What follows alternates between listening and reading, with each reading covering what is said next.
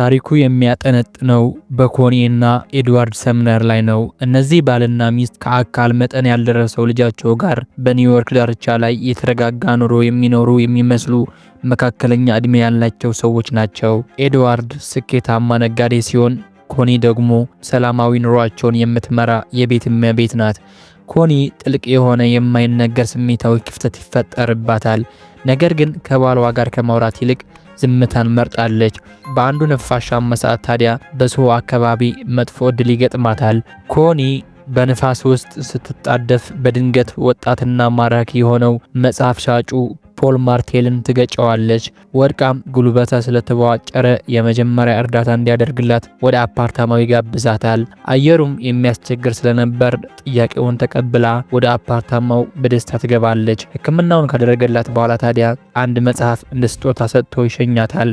ኮኒ የተለየ እንግዳ ነገር ተሰምቷታል። ሆኖም ስሜቷን ችላ ብላ ከባሏ ኤድዋርድ ጋር መዝናናት ቀጥላለች። በአንድ ቀን ጠዋት ታዲያ ኮኒ መጽሐፉን ስትከፍተው ከውስጡ የፖል የቢዝነስ ካርድ ይወድቃል። ስላደረገላት ነገርም ለማመስገን ስትደውል አፓርታማው ላይ እንድትመጣ ይጠይቃታል። ሆኖም የተለየ ጽሑፍ እያስተማራት እያለ ውስጧ ስህተት እየሰራች እንዳለች ስለተሰማት በድንገት ወጥታ ወደ ቤት ትሄዳለች። ነገር ግን ቤቷም ገብታ ከፖል ጋር ስትሆን የሚሰማት የመነቃቃት ስሜት እየታወሳት ስራዋን እየዘነጋች በትዝታ ትዋጣለች። በቀጣዩ ቀን ፖል ሳይጠራት አፓርታማው ድረስ ትሄዳለች። ለዳንስ ከጋበዛት በኋላም ሊስማት ሲሞክር ግን በፍርሃት ወጥታ ትሄዳለች። ወደ ቤቷ እየተመለሰችም በውስጧ ልክ አዲስ ፍቅረኛሞች እንደሚሰማቸው አይነት የደስታ ስሜት እየተሰማት ነበር።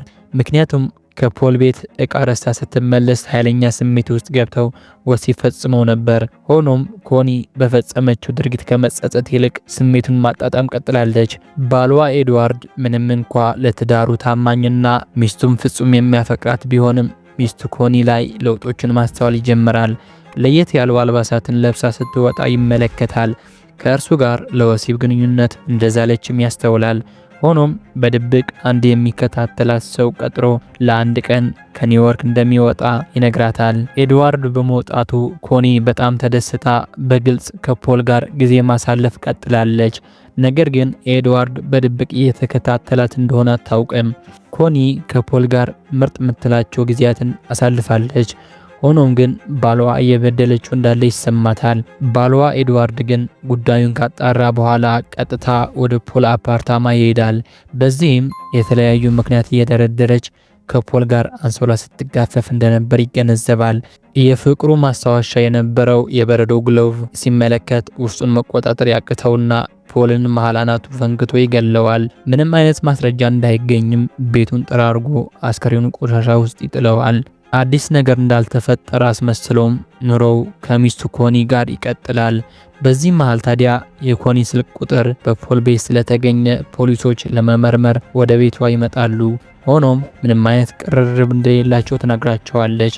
ኮኒ አንድ አስደንጋጭ ዜና ትሰማለች። ፖልም ባለትዳር ነበር። ሆኖም ኤድዋርድ መንደርተኛውን ጠርቶ አነስ ያለ ግብዣ ያዘጋጃል። በዚህ መሃል ግን ለፖል የሰጠችው የበረዶ ግሎቭ በቤቷ ተቀምጦ ታየዋለች።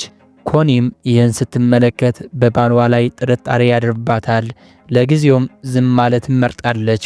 በቀጣዩ ቀን ግን ልብስ ለማሳጠብ ስትሄድ ከፖል ጋር በድብቅ የተነሳችውን ፎቶ ታገኘዋለች። በአሁኑ የፖል ገዳይ ባሏ ኤድዋርድ እንደሆነ አምናለች። በቀጣዩ ቀን ታዲያ የፖል ሬሳ በመገኘቱ ለምርመራ ፖሊሶች ድጋሚ ቤቷ ይመጣሉ።